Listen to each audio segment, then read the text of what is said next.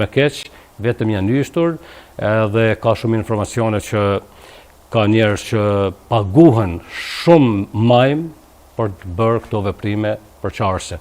Për fatin e keq ne kemi pa shumë mirë që krahi kësaj politikës në Kosovë tashmë e ka shkatruar edhe faktorin. Ka ushtarë të QK që paguhen për me bërë këtë? Jo, nuk thash ushtarë të QK, aty nuk kam shku hala, ka individ që paguhen, ka individ që kryjnë këtë punë me pagesa për ta bërë këtë punë, ka individ, pra kur them kështu, një individ paguhet për mi bën 100 mesazhe ose 100 statuse sharje, fyrje, linçime, propaganduese. Po e kanë thënë shumë njerëz edhe tani me sa kanë kuptu ka dikon ka slatina dhe bazë ashtu që po hetohet, po nuk jam shumë i sigurt për këtë të fundit, po që ka individ po. Ne kemi pa që edhe faktori shqiptar në Maqedoni është jo vetëm që është për qa, po është rënuar tëra rritura e faktorit shqiptar në Maqedoni me luftë, me gjak në vitin 2000 me politikën thjesht antikombëtare të qeverisë Kosovës që i ka shti hund kudo. Pastaj ne shohim edhe në Kosovën lindore që ka ndodhur atje, pasivizimi i adresave do të thotë thjesht mos ekzistencë. Nuk e kuptoj ose ndoshta e kuptoj, po rezervona son të paktën. Pse në fakt ky mblef domethënë ushtarëve të QK-s? Kur ti e thut ushtarëve të QK-s, ata në mënyrë individuale ka ushtarë të QK-s që ndoshta kanë prit që kur Kosova çlirohet, mundi tyre do të shpërblehet në një formë, të paktën do të kuptohen, do të mbështeten me një vend pune, me një protezë nëse është invalid i luftës, nuk e kanë gjetë ato. Ne shohim që ka një birokraci të jashtëzakonshme sot, po nuk duhet të them që të tjerët kanë bërë mrekulli, edhe të tjerët kanë gabimet e veta në raport me kategoritë e luftës. Për shembull, kanë mund më herët të rregullojnë do ligje sa i përket kategorive të luftës, nuk e kanë bërë, nuk e kuptoj pse. Po më mirë është të ndodhin vonë se kurrë.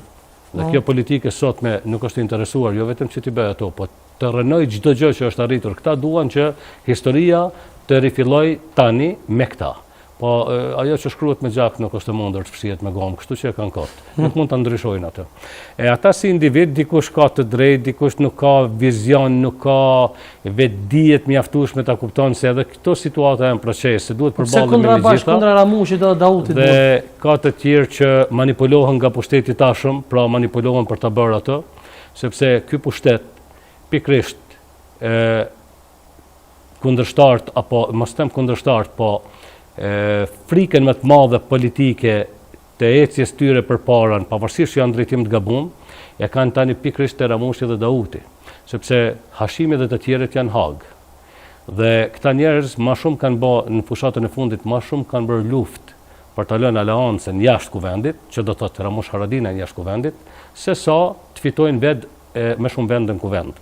Në qoftë se Ramush Haradinaj do të mbete jashtë, thjesht kuvendi për këta do të ishte një lodër të cilën do ta kurdisnin sipas dëshirës tyre.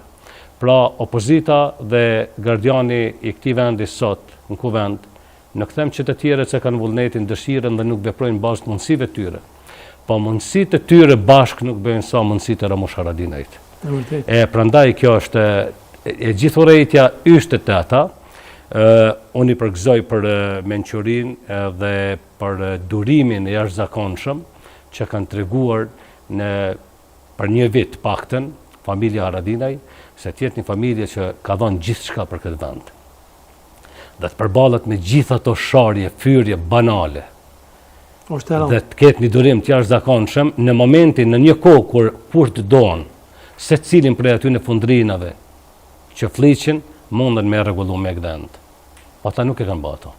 Kur them kështu, nuk them që ata do ta bënin vetë, po me një fjalë kanë djem të cilët kanë qenë në momentet më të vështira me ta.